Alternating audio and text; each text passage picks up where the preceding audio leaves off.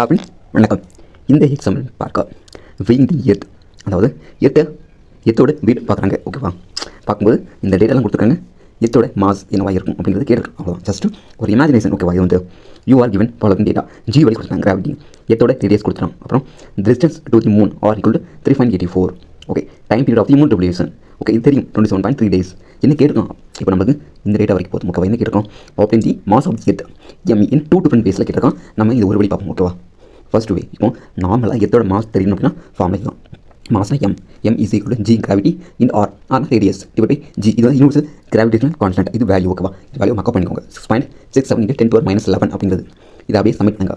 ஜியோட value என்ன இங்கே கொடுத்துருக்கோம்? 9.81. எர்த்தோட ரேடியஸுமே கொடுத்துருக்கோம் 6.37. இது ஸ்கொயர் பண்ணுங்கள். ஜஸ்ட் நீங்கள் கால்குலேஷன் தெரியணும், அவ்வளோதான், மேட்ரே கிடையாது. போட்டிங்கன்னா ஆன்சர் வந்துடும். ஓகேவா? இது வந்து இன்னொரு மெத்தட், ஆனால் சேம் ஆன்சர் தான் வரும். ஏன்னா 2 ஆன்சர் கவுண்ட் பண்ணும்போது ஒரு less than 1% அந்த வேல்யூவில் வரும். Okay friends, thank you.